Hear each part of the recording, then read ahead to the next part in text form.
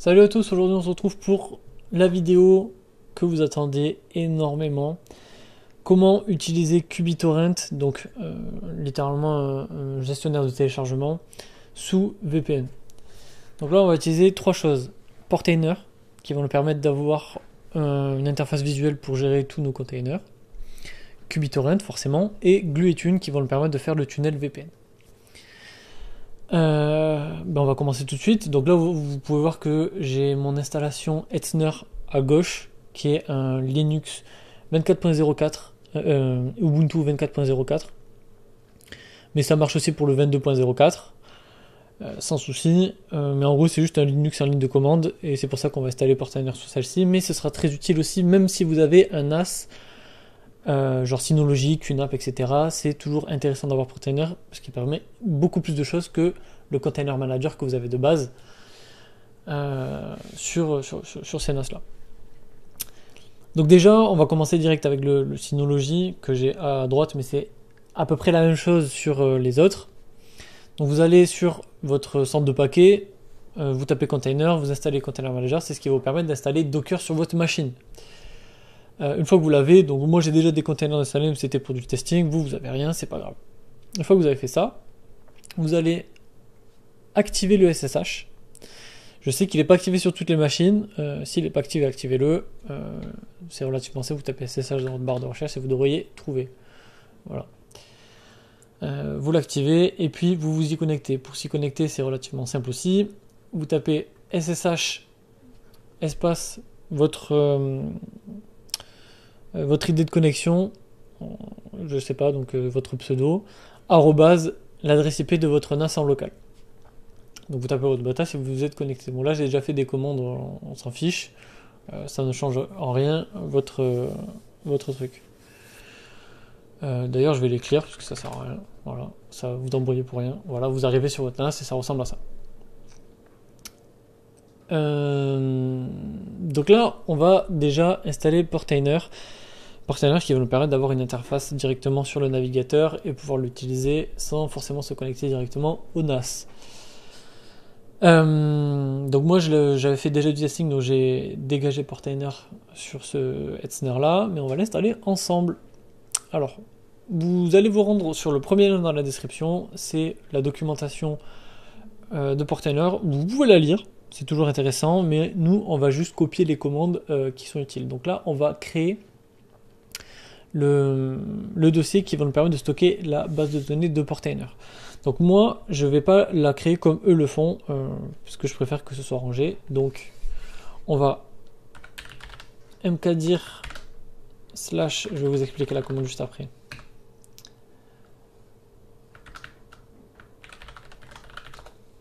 Ah oui, pardon, j'ai oublié de le créer. Tac, et voilà. Donc là, en gros, je viens de créer un premier dossier qui s'appelle Containers.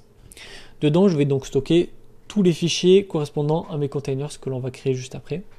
Et j'ai aussi créé dans ce fichier container, dans ce dossier container, le dossier Portainer pour stocker du coup tous les fichiers de Portainer. Donc là, on copie la commande juste ici.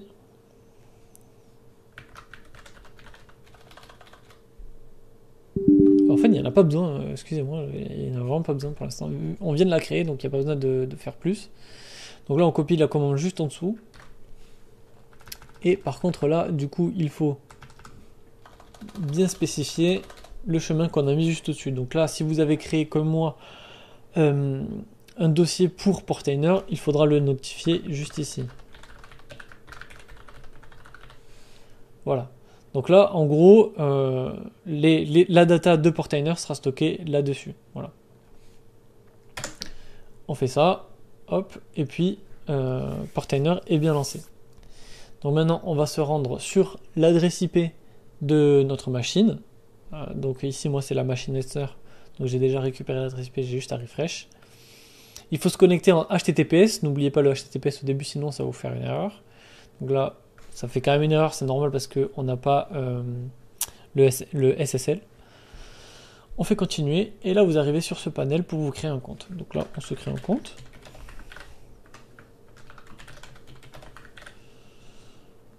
on se crée l'user, et donc là ça va vous demander une licence. C'est normal parce que je vous ai fait installer la Business Edition. Vous pouvez avoir une licence gratuitement pour la Business Edition.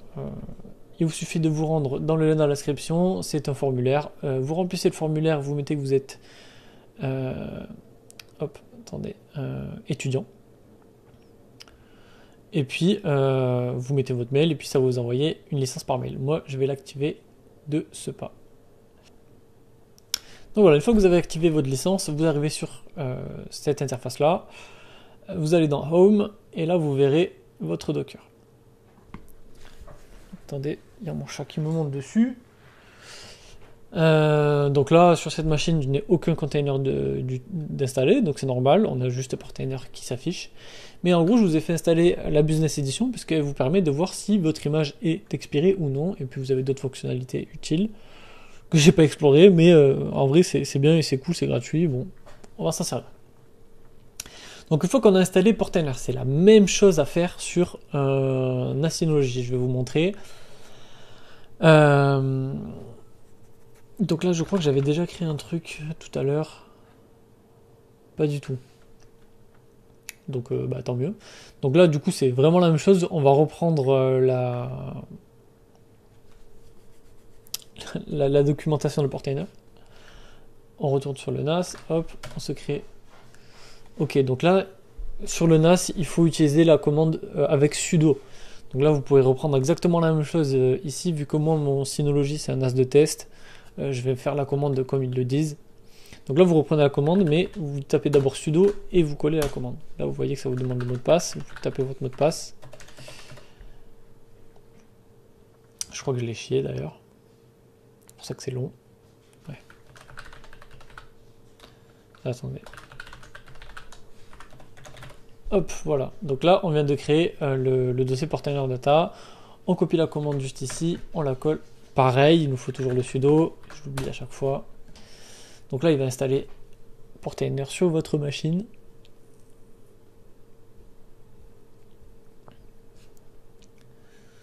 Voilà, c'est installé. Maintenant, si on récupère du coup, c'est pas ça. Hein.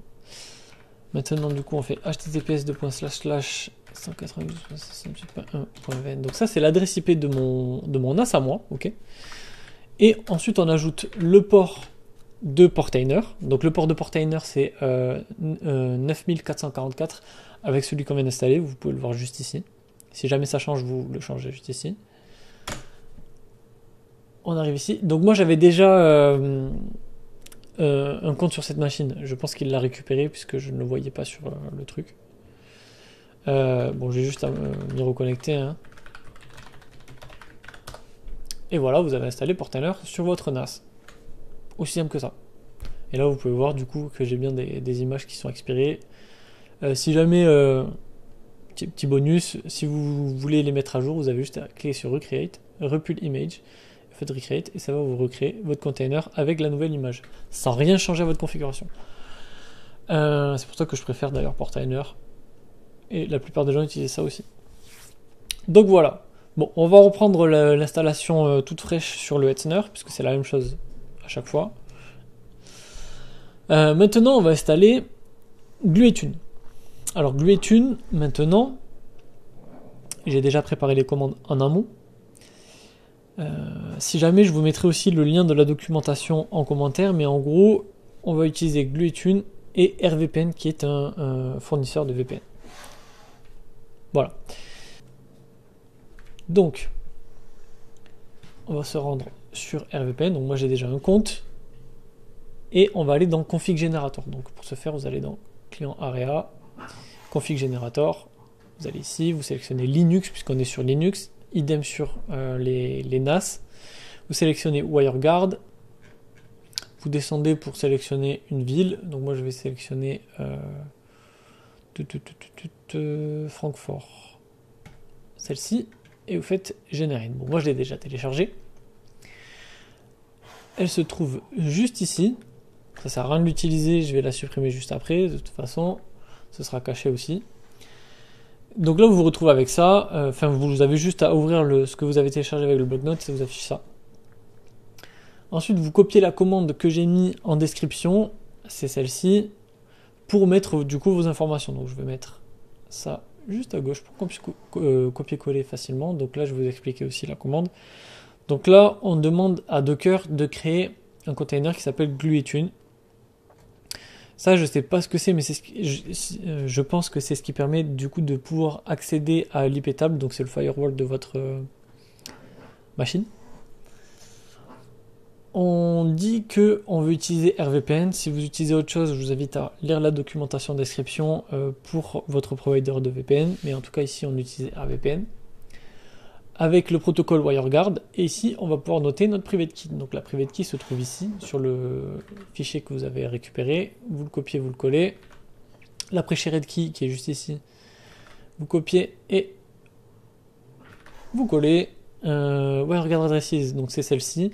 Moi, je vais utiliser que l'adresse IP V4. Donc ce qu'il y a ici, on n'en a pas besoin puisque c'est l'adresse IP V6. Voilà. Firewall VPN Input Ports.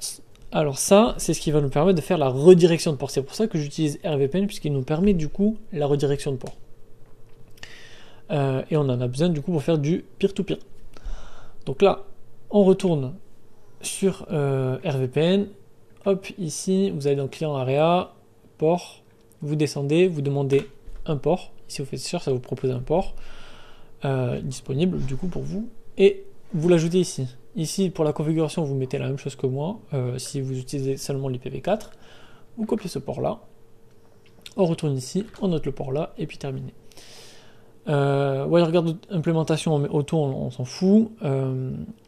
Là, ça, c'est là où Gluetune va stocker sa configuration. Donc là, il va falloir créer ce dossier-là. Donc moi, il n'est pas encore créé. Donc là, on va aller ici. Je récupère ça. Je mets une majuscule maintenant, j'ai envie. Hop. Tac. Device DevNet, ça c'est ce qui va permettre de créer une nouvelle interface virtuelle pour le VPN. Voilà. Donc on en a besoin, il faut le laisser. Et ça, du coup, c'est là où il va chercher l'image de Gluetune sur le repo de Docker. Je crois qu'on appelle ça comme ça. Une fois que c'est fait, du coup, vous copiez-collez la commande juste ici. Hop, ça crée le truc. Et puis voilà. Maintenant, on va aussi donner l'accès à tout le monde au dossier. Donc là, il faut faire sudo chmod-r 777/container. C'est pas très sécurisé de faire ça, mais c'est pour que tout le monde comprenne. Si jamais vous voulez baisser les droits d'accès à ce dossier, vous pouvez, je vous invite à regarder dans la description, vous avez la documentation complète, mais là pour éviter tous les problèmes et que mon truc est seulement local et pas visible sur internet, ça devrait aller. Donc là en gros cette commande là va nous permettre de donner les droits à tout le monde sur la machine, d'accéder à tous les dossiers qui sont compris dans Containers. Voilà. Donc on le fait. Et maintenant, on va se rendre du coup sur Portainer. On peut voir ici que Gluetune est bien lancé. On va dans les logs. Et on peut voir que du coup, il a bien réussi à choper l'adresse IP. Bon là, il est au Netherlands. Je ne sais pas pourquoi alors que j'ai sélectionné Francfort. On s'en fout, c'est pas grave. Maintenant, on va pouvoir installer qBittorrent. Donc, qBittorrent de chez Ocho qui va nous permettre du coup d'avoir une interface graphique beaucoup plus sympa, voilà. Et vous avez du coup le Docker juste ici. Donc moi je l'ai déjà préparé, pareil, c'est juste ici. Vous avez pareil ça dans la description. Donc là je vais vous expliquer. On va demander à Docker de créer. Attends, je vais ajouter la commande sudo pour ceux qui sont sur Synology, ils en auront besoin. Ou même sur les machines Linux si vous avez créé un utilisateur, parce que moi je suis en route donc c'est pour ça que j'ai pas besoin d'utiliser sudo. Donc on demande à Docker de créer un container qui s'appelle qBittorrent. On bind le port 8080, mais vous verrez qu'on va le supprimer plus tard. Et il va utiliser les droits du PUID, donc de l'utilisateur 1000, du groupe 1000. Donc là, il va falloir créer un nouvel utilisateur si vous n'en avez pas un. Si vous êtes sur Synology, normalement vous avez dû en créer un. Donc pour ce faire, vous avez juste à aller sur votre machine, taper ID, le nom de votre utilisateur. Attendez. et ça va vous afficher du coup le PUID qui est juste ici et le PGID juste ici. Donc moi je ne le configure pas sur cette machine et j'ai déjà un utilisateur sur cette machine là, mais si jamais vous avez besoin d'en créer un, donc je vous mets les commandes en description et sinon elles sont affichées juste ici. Donc là vous avez juste besoin d'ajouter un nouvel utilisateur. Donc moi là l'utilisateur s'appelle new user, voilà. Vous pouvez le modifier en fonction de ce que vous souhaitez. Et on va ajouter ce new user là au groupe sudo qui vous permet d'avoir les droits admin. Donc moi je l'ai déjà créé et j'ai juste à taper id Optinas, du coup c'est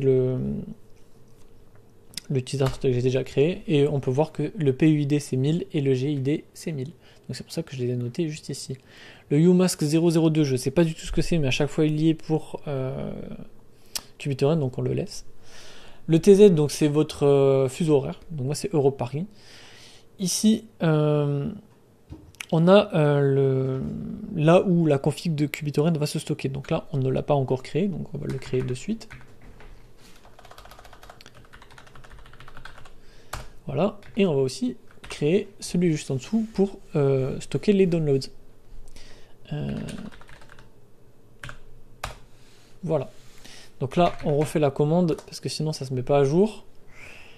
Et on prend ça, on le colle et voilà.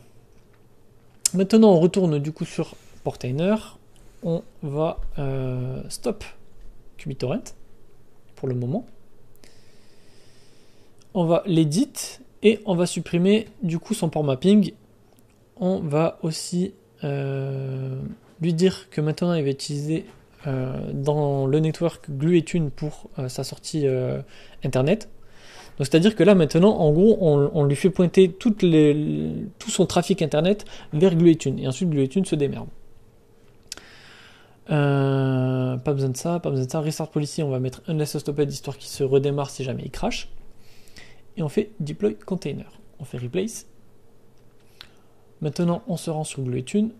Attendez, on va d'abord stop QBitTorrent, sinon ça va bugger. Voilà, on se rend sur GlueTune. On édite. Et là, dans additional port, on va mettre du coup les ports de QBitTorrent qu'on a supprimés juste avant. Normalement, c'est 80-80. Normalement, il n'y a rien besoin de toucher. On va juste mettre unless stopped, pareil. S'il crash au cas où, on fait deploy, replace. On vérifie que tout fonctionne avant de foutre le truc sur Kubi. Donc là, pareil, ça a encore changé, je sais pas pourquoi. Mais là, on voit que l'adresse IP, c'est 117.56. Ok. Donc là, on relance QBitTorrent. Ah oui. Là, voilà, c'est ce que je disais, ça a crash. Donc là, il faut resélectionner. Donc là, je suis allé dans Edit. Je retourne dans Network. Container, c'est déjà bon. Et on resélectionne GlueTune. Voilà. On fait deploy le container.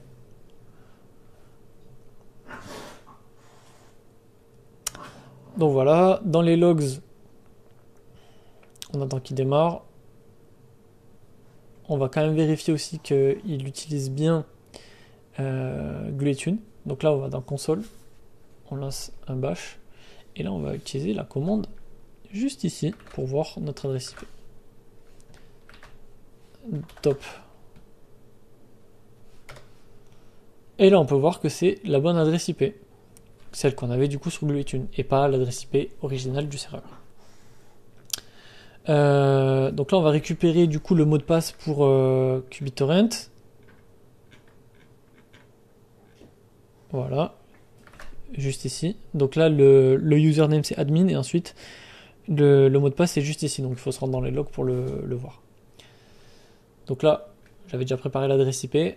Donc là on met admin, password et on se login. Ça n'a pas marché, nickel. Je sais pas pourquoi. Bon, ok, fallait refresh, je sais pas pourquoi. Donc là, vous voyez que l'interface est un peu dégueulasse. C'est enfin dégueulasse. En vrai, elle est utilisable, mais il y en a une un peu plus esthétique, on va dire. Donc on va aller direct dans Web UI. Et ici, Use Alternative Web UI. On va mettre